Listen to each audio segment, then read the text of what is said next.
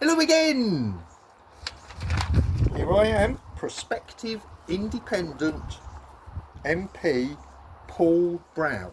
That's my Facebook. Find me there. This is the second video. You may have already seen the first one. You might not. I would really like you to go back and watch it. So what's the second one about? Well, I'm standing as an independent, and there's two reasons why I think people should be voting independent, and you'll hear a lot of nonsense about, oh, it's a wasted vote. Let me tell you why I think it's not. The first reason, as an independent, if any political party comes up with a good idea, I can back it.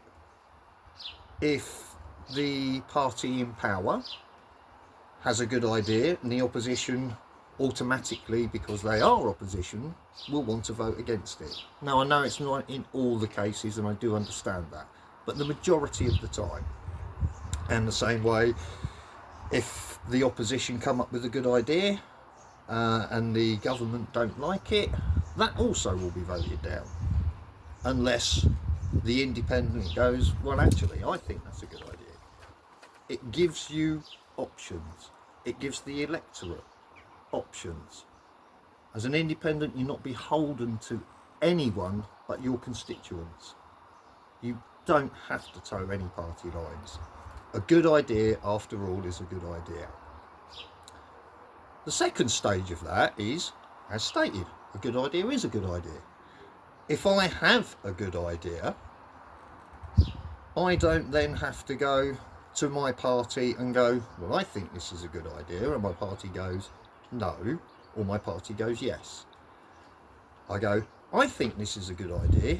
Anyone can use it. It doesn't matter who's using it. If it's a good idea, it's a good idea. I don't care if people nick policies off me. I've got no right to make them as an independent MP. I can influence them, but I can't make them. And that being the case, I don't care if the incumbent is Tory, Lib Dem, Reform, Labour. It doesn't matter. If they listen and it's a good idea, take the idea, run with it, use it. That's what an independent can do. It's not a case of, oh, that's a good idea, but we can't say because the election's in 2 years when we're going to announce it as a manifesto. No, get it done now. This is the people of the country that you're representing, your constituents. Now, the second part, this is distinctly more difficult because I actually want to be an MP, and you look at the record, and then only this week you had both major parties apologising for the debacle of the infected blood. Both parties had to apologise because both parties were party to it. MPs telling doctors not to tell their patients they're being given infected blood. That's not what your MP should be doing. And this decades, I'm apoplectic. This is not representing the constituents. How can it be? And that's where the bigger problem lies. Who, as a voter, do you actually trust? Do you trust the Conservative Party that lied about this? Do you trust the Labour Party who lied about this? Do you trust the representatives that they're picking for your area who want your vote? Do you trust them? If you don't, look around.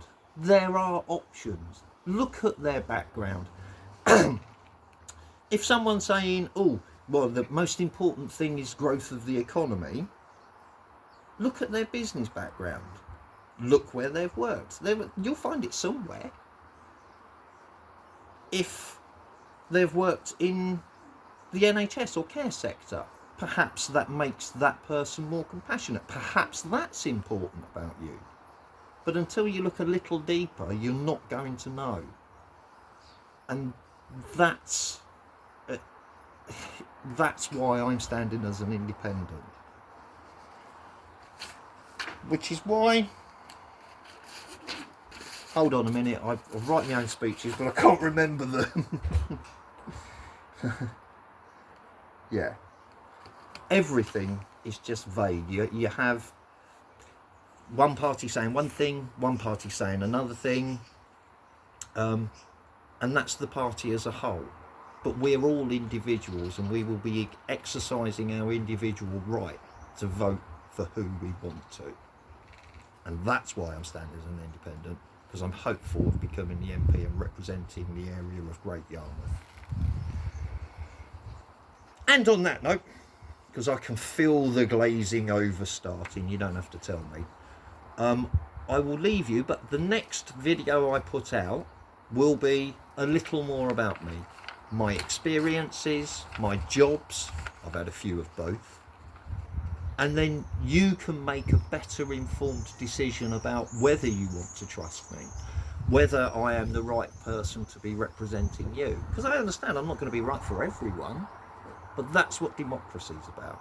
It's your right to exercise your right to vote, and you vote for who you want. And in my case, I will go vote independent.